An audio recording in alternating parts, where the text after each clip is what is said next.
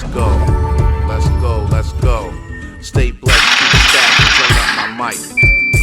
Welcome to the Real Bread Life. I'd like to thank everybody for tuning in. Welcome back to another episode, Real Bread Life, where we talk to independent operators, vendors, and those out in the stores on the road and doing the things that I do, we do, and a lot of the people out there would like to know a little bit more about this bread. Not just how we make it, stack it, or bake it, but how we get it. So everything we do is about that bread life. When you were growing up, you had to get that bread. When you wake up in the morning, it's to go get that bread. If you wake up late at night, it's to go get that bread. So we're going to talk about that bread. RBL, Real Bread Life, on everything. TikTok, Instagram, Facebook is RBL Winner. If you want to email me, it's ctbreadwinner@gmail.com.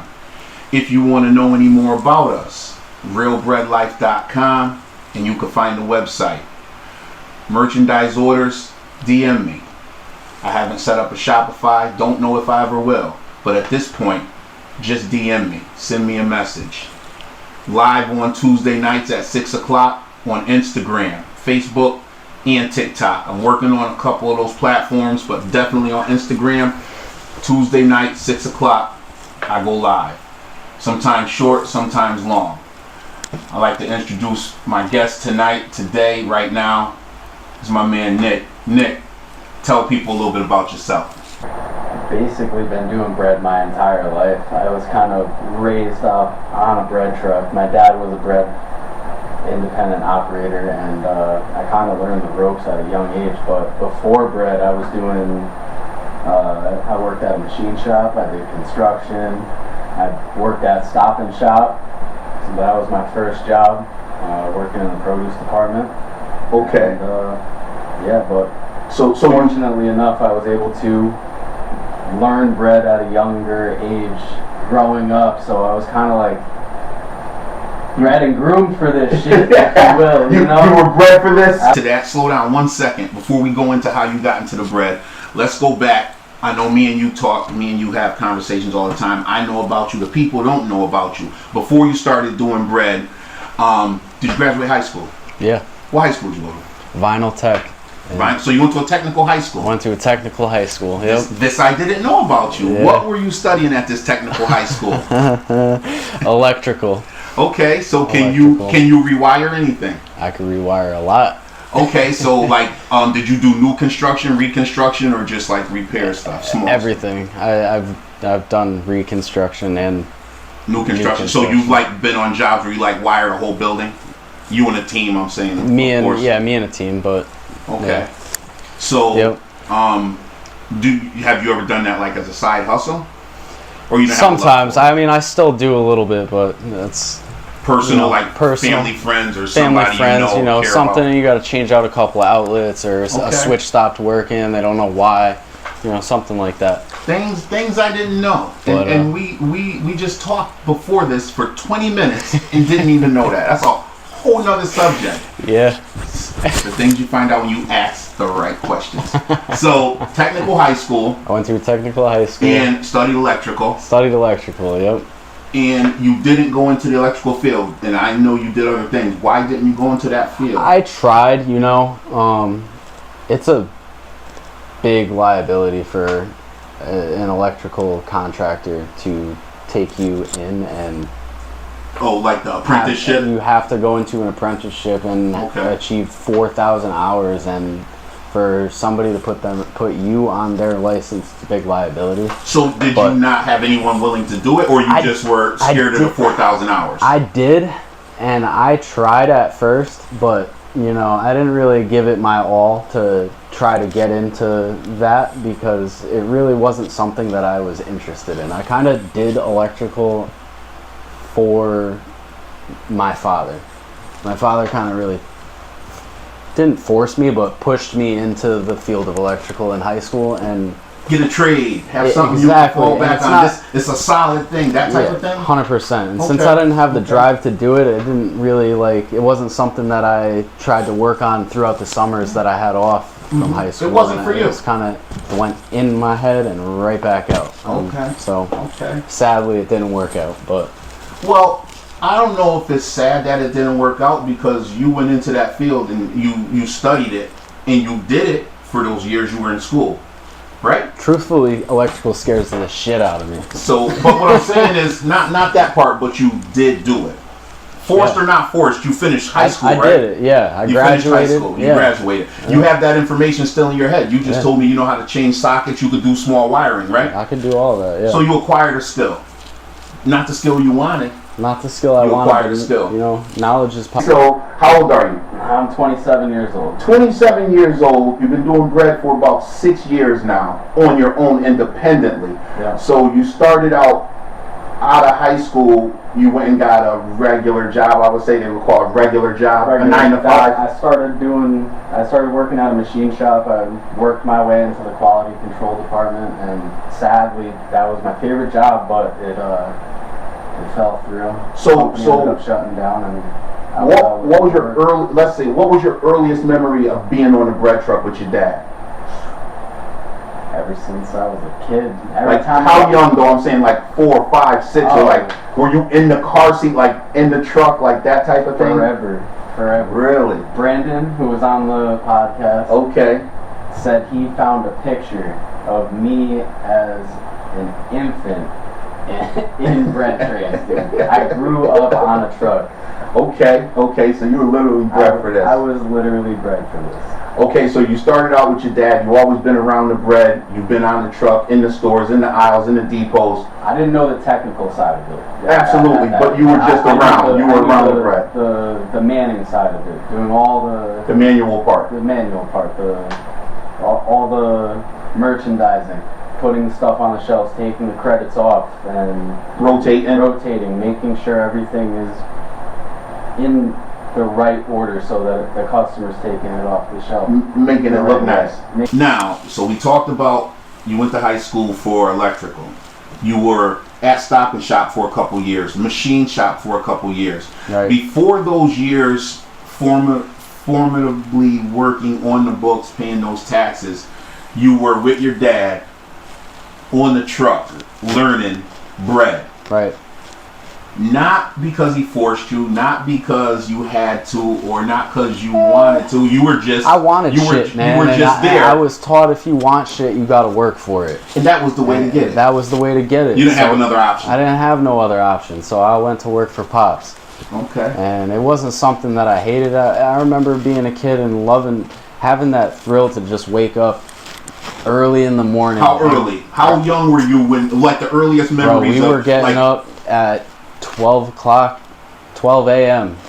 And how old were you? Midnight. Teens? You know? Early teens? Yeah, probably about like 13, 14. Okay.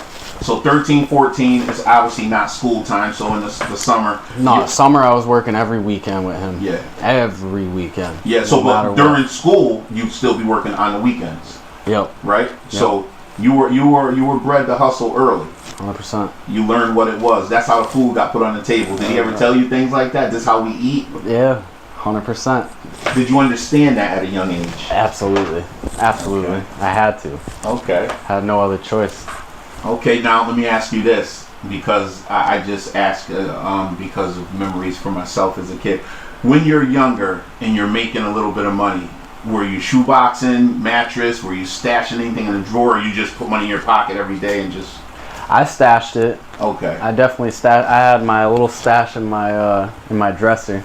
My whole top drawer, that was all my junk drawer. I used to stash my money in there. I had a little, was this little pencil container that I had from like going through school. Yep. I used to just stash it in that. Right, because see, now you come from the era of when you're talking your early teens, these are the 2000s. Yeah. So you come from the era of the cell phones are already out. There's, you know, you could buy online games and the sneakers, the skateboard, and all that. You're in that era, so you had your own stuff. Absolutely. And that's the biggest thing I get from everything you said. You were able to support your teenage lifestyle. I had to. I felt guilt asking for money. You know? That was always something. My dad always wanted me to save my money, not touch it, keep it in the bank account, ask for money. I had so much pride that I didn't want to ask for money. Gotcha. I had to do it all myself, and I'm working. I'm using my money if I want Gotcha. something. Okay, so fast forward, machine shop's over, and your dad and Brandon, a good friend of mine, and like your uncle, I guess. Basically, yeah. So how did it come to where you found out about you? Did you ask him, or did you know? I asked Brandon if he could get me into the bread business when I found out that I had a child on the way. Okay. So everything 21 changed. years old. Everything changed.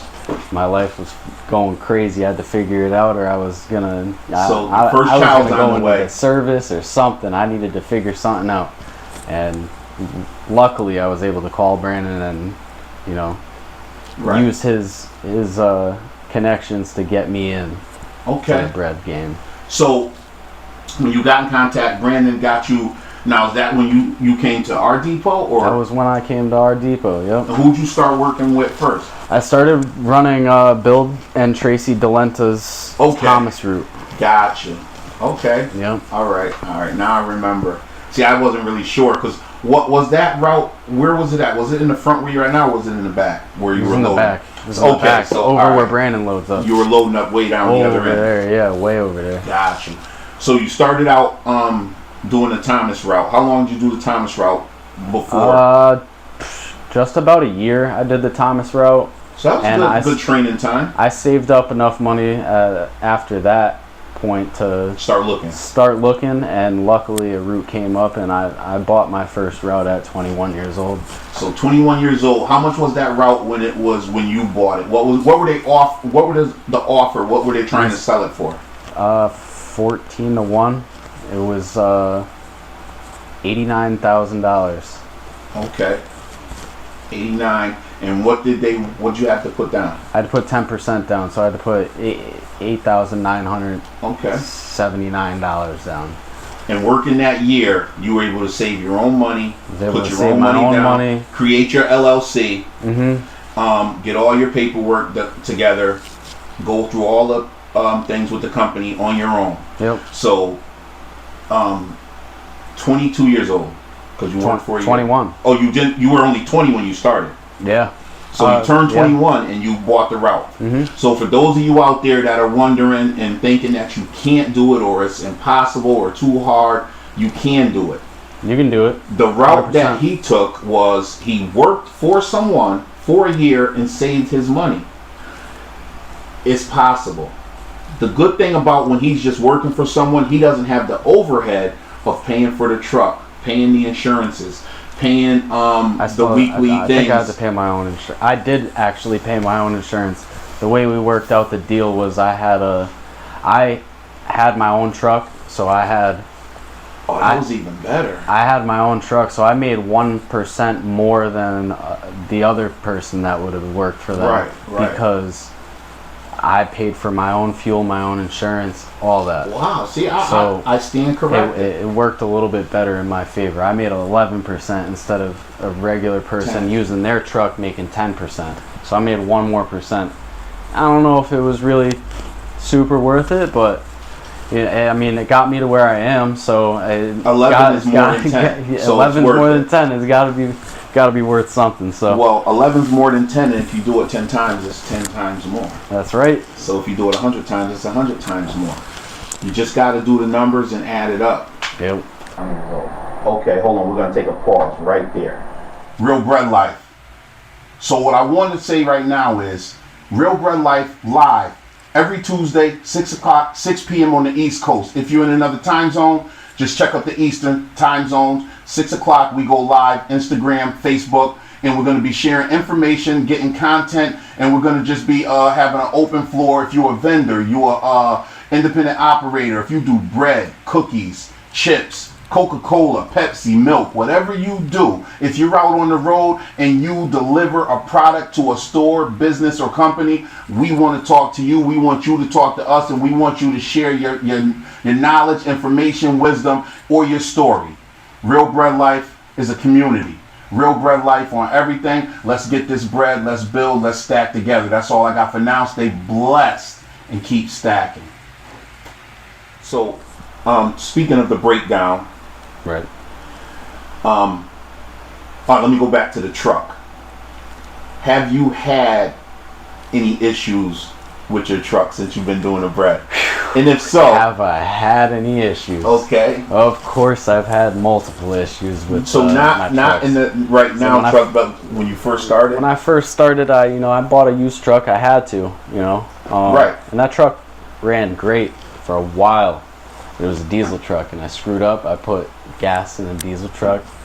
By mistake? By mistake, screwed it all up. You go back and forth from driving a diesel truck to a gas car, kind of get screwed up. So you just pull up to the gas station one day and just put gas in, Not thinking.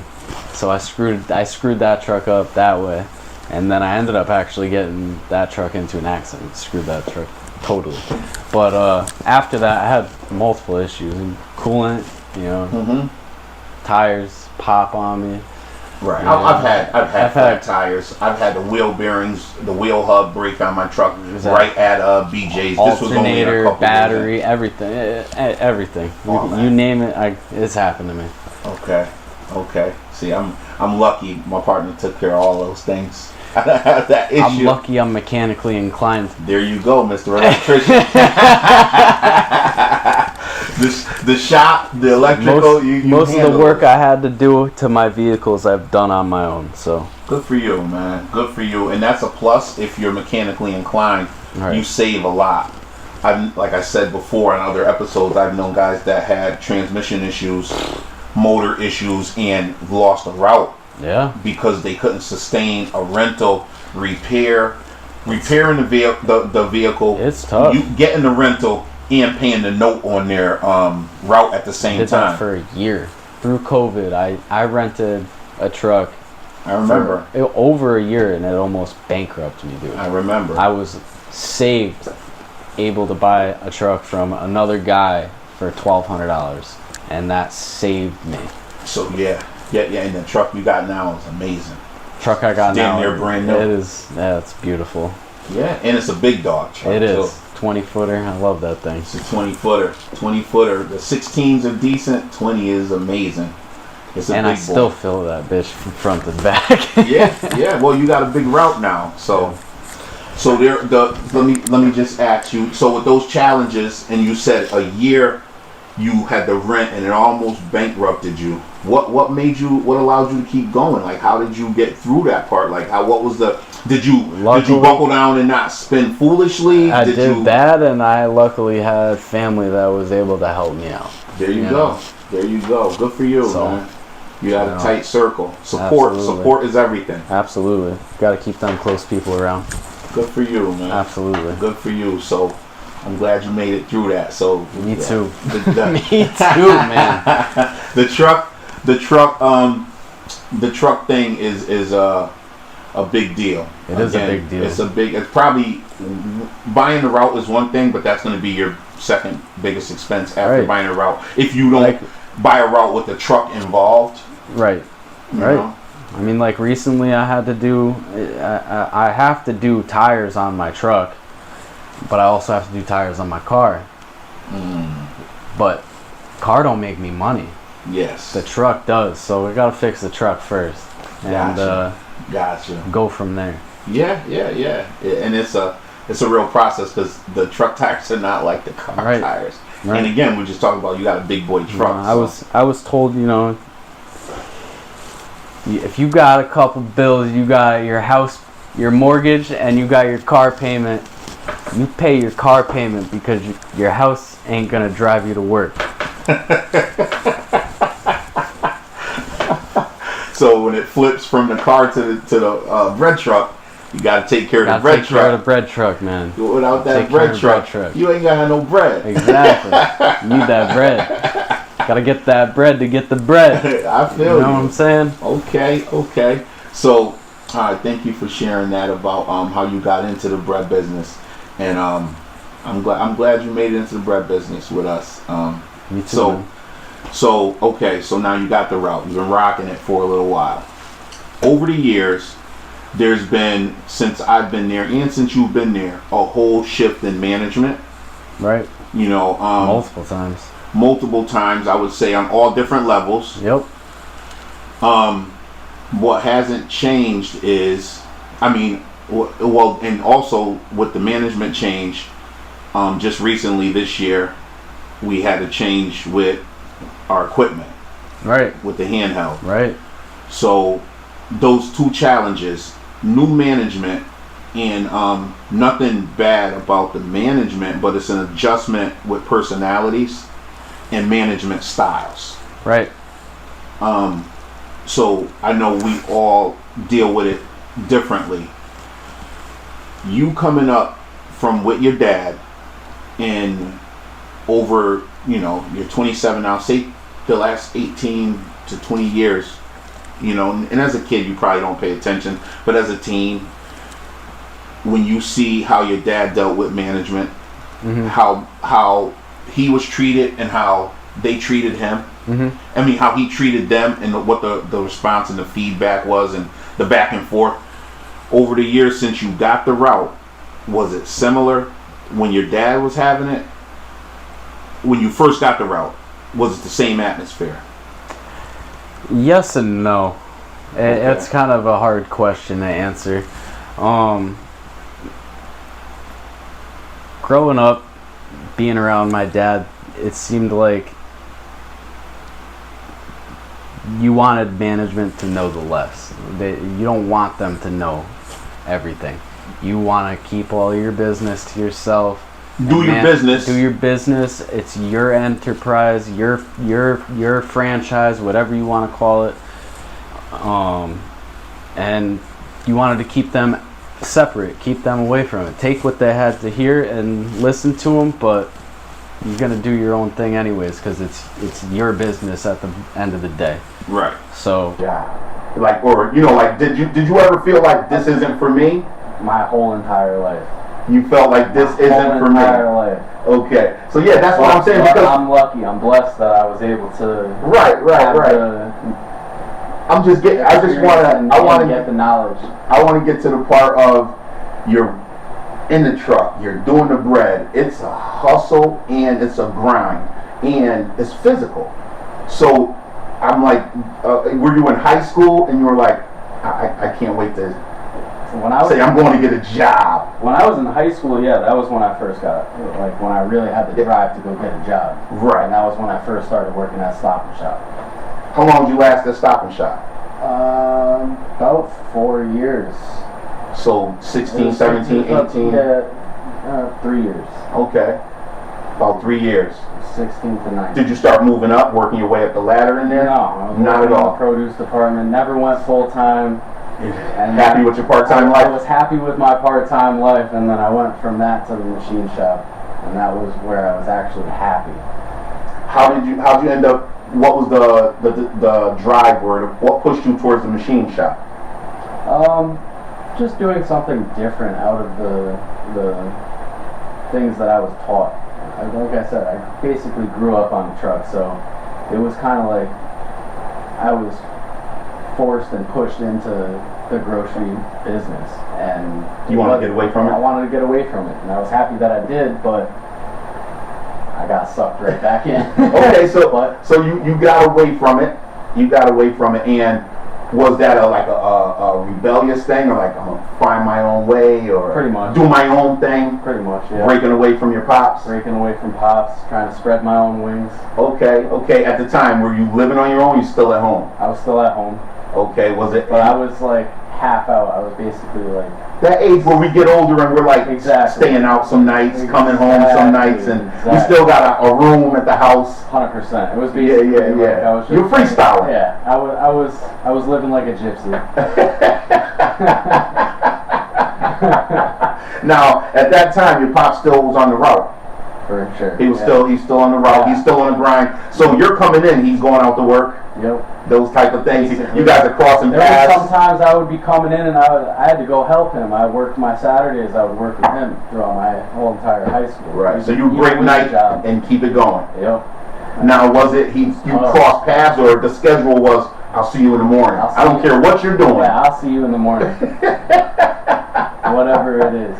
I get it. I'm going to be honest with you. When I first started doing the bread, I would still be out. I worked different jobs, and I would do the clubs. We used to do, you know, nights in clubs and run them. So I would be out working the doors and checking IDs, well, all those things, and get right into loading my truck and hitting the route. So I get it. I get it. So okay, so you were still living your life. You're still young. I was trying. It's tough. It's tough, man. So let me ask you this part: were you saving money at that time, or you were just freestyling still? Pretty much freestyling. Okay, you didn't have a grasp on the financial aspect of how money worked and what you could do with it. Well, at that, I didn't really have the responsibilities at that point in my life either. I had room that was paid for, and I was, you know, living my life to the fullest. And I wish I saved. Okay, it's all right. All right. Thank you for sharing. Thank you for sharing. So, you're working part-time, you got the machine shop job, still going out with your dad once in a while. Yep. And how long did it last before you ended up just not going out with him, or did you just leave the machine? What was the transition into when I saw you like start working, like you got a route now? I left the machine shop. I did construction for about 2 years, and then after that, construction slowed down so much that I left construction and I was practically put into the bread business because I had a kid on the way. I called Brandon. I said, "Can you get me into bread? Try to get me lined up on a route, everything." And at that point in time, I got trained and basically thrown on a truck within 3 months. Okay. And from that point on, I was doing it by myself, working for somebody else, running their route, making a percentage. Okay. And after I saved up enough money at that point, I moved from running somebody's route to buying my first bread route at 21. Although you've been around a bunch of them. Yeah. So you went to school for that. And after that, you were in high school or whatever. What was your first job on the books? In high school, I started working at Stop and Shop. Stop and Shop. For those that don't know, Stop and Shop in the Northeast is, if you're in Florida, you have Publix. It's the same thing. It's just a grocery chain up here in the Northeast. So just to give some people some information, because sometimes when you hear a name, you don't know if it's big, small. It's a big chain. I would equate it like in the South, like a Publix. It's a Giant. Or yeah, Giant, and then just it's a big store. So anyway, Stop and Shop. Stop and Shop. What section? I worked in the produce department, a little bit in the front end, but mostly produce. Okay, just so you know, when I talked to Steve, he worked in Stop and Shop as well. Yeah. And he worked his way up into management. Did you? No. No dreams or no, tries? I worked part-time only and did not try to achieve a full-time career at Stop and Shop, and wasn't something that I saw myself doing. Okay. As soon as I had the chance to get out of Stop and Shop, I took that and I worked at a machine shop. The machine shop for how long? Let's see, I think I was 18. I worked that till I was 19. Okay. I worked my way up to that. I worked in the lowest department called the burring, and then I worked my way into a quality control position at the machine shop I was working at. Okay, so you moved up over there. You moved up the ladder a little bit into quality control. And at that time, you were living at home. Correct. Okay, so machine shop after Stop and Shop, living at home. What's that? 19. Almost 20 years old. Yeah. Freestyling. Hanging out late.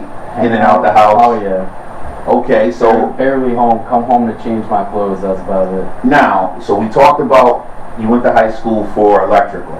You were at Stop and Shop for a couple years. Machine shop for a couple years. Right. Before those years, formidably working on the books, paying those taxes, you were with your dad on the truck, learning bread. Right. Not because he forced you, not because you had to, or not because you wanted to. You were just I wanted shit, man. You were just there. I was taught if you want shit, you gotta work for it. And that was the way to get it. That was the way to get it. You didn't have another option. I didn't have no other option, so I went to work for Pops. Okay. And it wasn't something that I hated. I remember being a kid and having that thrill to just wake up early in the morning. How early? How young were you when, like, the earliest memories We were of, getting like, up at 12 o'clock, 12 a.m. and how old were you? Midnight, Teens? you know? Early teens? Yeah, probably about like 13, 14. Okay. So 13, 14 is obviously not school time, so in the summer. No, summer I was working every weekend with him. Yeah. Every weekend. Yeah, so but during school, you'd still be working on the weekends. Yep. Right? So you were bred to hustle early. 100%. You learned what it was. That's how the food got put on the table. Did he ever tell you things like that? This is how we eat? Yeah, 100%. Did you understand that at a young age? Absolutely. Absolutely. Okay. I had to. Okay. I have no other choice. Okay, now let me ask you this, because I just asked because of memories for myself as a kid.